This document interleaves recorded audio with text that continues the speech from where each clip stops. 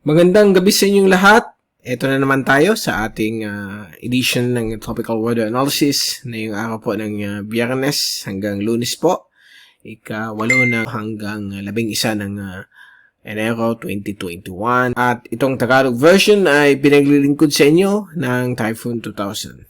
Okay, punta natin ang latest na yon. Ito ang Graphical Satellite Analysis na yung alas 4 ng hapon, Biyernes, hanggang bukas po ng Sabado. So, nakita po natin, lumalakas na naman po ang hanging amihan. May bagong surge po dahil po sa may lumalakas po dito ng isang high pressure area sa may vicinity po ng Wuhan, China. So, magbibigay po ito ng mahangin na panahon sa may buong bahagi po ng Luzon, kasama po ang Kabikulan yan. At gayon din po sa may Maropa, Sulu Archipelago at Panay Island. At dito rin po sa may Northern Samar. At kasama po nitong amihan ay yung tinatawag nating dulong buntot o tail end ng frontal system. Patuloy pa rin nakaka-apekto po sa Kabikulan at Eastern Visayas. Magbibigay po ito ng paminsan-pinsan po may kalakasan na ulan. Although mostly nasa cloudy, windy to light to at times moderate rainfall. So, mag-ingat lang po sa mga possible ng pagbabaha kapag mayroon pong malalakas na ulan dala na itong tail end ng frontal system at itong hanging amihan. So, apektado rin po ang Scarborough Shoal at Kalayaan Island Group sa may Spratlys. Dito rin po sa may bahagi po ng Palawan. So, nagkakaroon po ng convergence dito ng hangin ng amihan at yung mainit na karagatan ng West Philippine at South China Seas. So, nag-create po siya ng grabing moisture. Dahilan po yan ng klima po ng La Nina. So, pag may La Nina po, halos mas marami po ang araw ang maulan compared sa araw na walang ulan sa loob ng isang buwan. So, itong La Nina ay patuloy pa rin magpe-persist, although mag-start na po siya mag-weekend beginning next month, February, but yung epekto po ng La Nina ay still mananatili hanggang sa buwan ng Mayo base po sa mga computer models. Okay, yung climatic computer models na tinatawag. So, yan po ang condition natin for the next 24 hours. So, itong hanging amihan at tail end ng frontal system ay mananatili po hanggang sa araw po ng Lunes base po sa forecast mula sa ECMWF, European Model, at yung American Model known as GFS. Okay, samantala dito po sa may Mindanao at ibang parte po ng Visayas, meron po tayong tinatawag pong surface trough. Ito po ay mga areas po na may mga kaulapan na posible magkakaroon ng mga thunderstorms lalo sa hapon at gabi dito po sa area po ng Mindanao at Kabisayaan. So, iingat pa rin sa mga thunderstorms kapag malalakas dahil po posible po magkakaroon po ng babaha pag guho ng lupa. Lalo na po malambot na yun ang mga slopes ng mga mountains at hilly areas dahil nga po sa prevailing moderate to strong La Nina. So, medyo may kalakasan na yun ng La Nina. So, mag-iingat lang po tayo dahil po medyo mahirap na yun.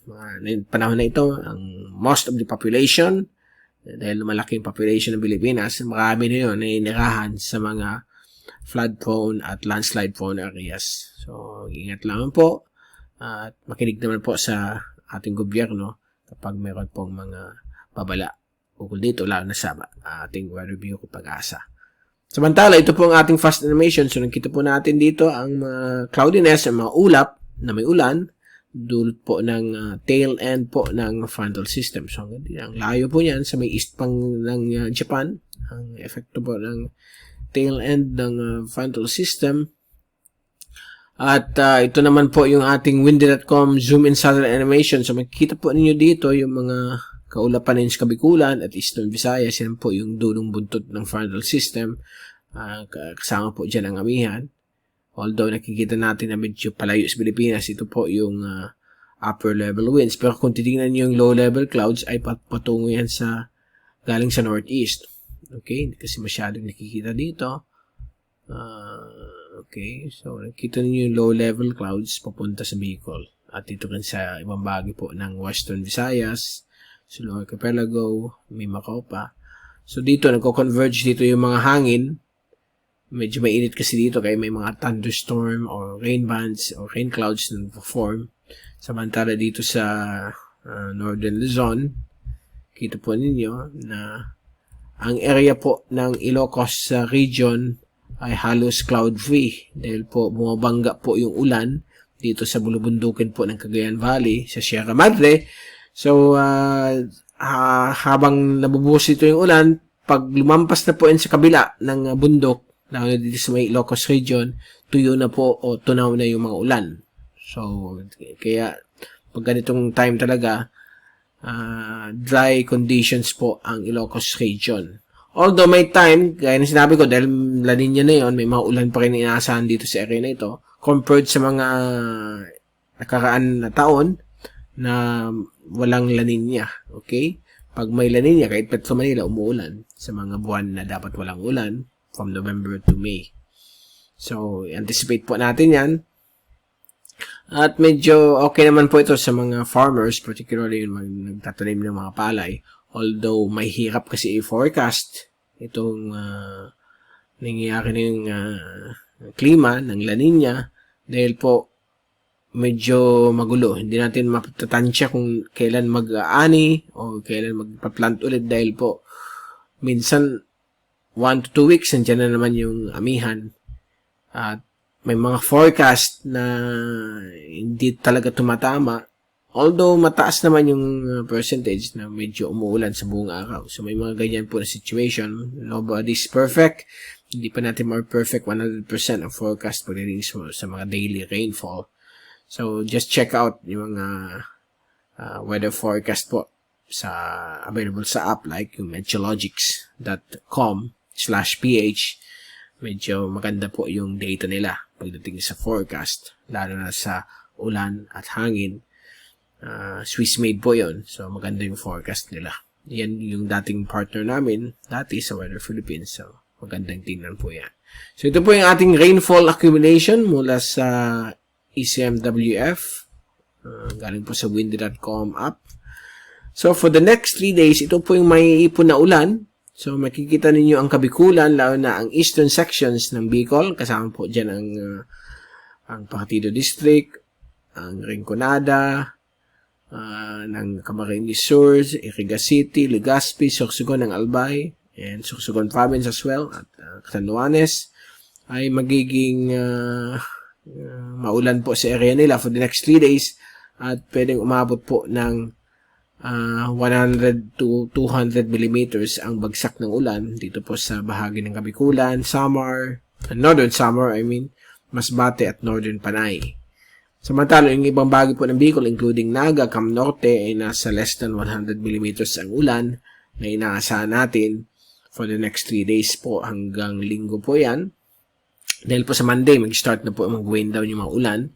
Dito rin po sa may eastern sections ng Cagayan Valley as well as the northern portions po ng Kalinga at province po ng Kalinga at Apayao. So, yan po, ingat lang naman po sa mga landslides. Dito rin po sa may Northern Quezon, may mga areas po dyan malalakas na ulan dahil po sa hanging amihan at possible tail end din ng frontal system. And also dito rin po sa may Mindoro.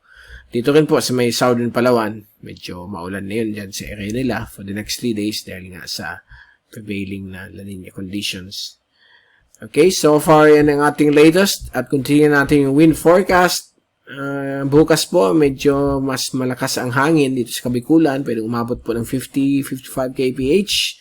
Sa inland areas, coastal areas, pwedeng 60 to 65 kph. Bukas po ng Sabado.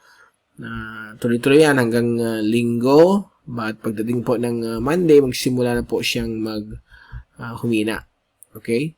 Yung tinatawag nating wind dahil po sa amihan. So, yan po. Hihina na po yung amihan. Although may amihan pa rin, northeasterly surface wind flow. So, hindi naman po Bicol. Kung tingnan natin yung Saturday at Sunday, affected po ang Mimaropa. Particularly dito sa may Sulu Archipelago, sa may Cuyo Island. And, okay. So, mag-ingat naman po.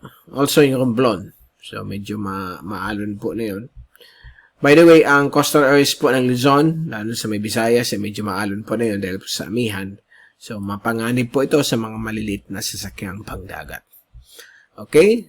So far, all clear naman po tayo. Yung inaasahan po, potential na baka may mag-form na bagyo next week ay medyo mahina ang probability at baka LPA lamang na pwedeng dumaan po ng Mindanao at Visayas sa susunod po na linggo, particularly sa middle hanggang last week of next week. Okay? So, we will keep you updated kung kakaroon po ng LPA. Malalaman naman po ninyo din sa ating mga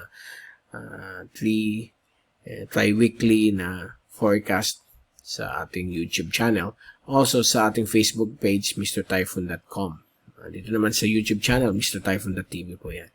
And don't forget to subscribe to our Mr. Typhoon YouTube channel. May click lang ninyo yung subscribe button sa lower right para updated po kayo. Ma-notify kayo kung may mga papalapit na bagyo o kung anong panahon ang maasahan natin sa loob ng 3 araw. Dito po yan sa ating YouTube channel. At ang ating official website ay yung typhoon2000.ph. Pwede nyo i-access po yan. And also sa ating Facebook page, mrtyphoon.com, sa mga latest po ng ating panahon. Okay, so dyan po nagtatapos ang ating latest ulat ng panahon dito po sa Typhoon 2000 at Mr. Typhoon YouTube channel.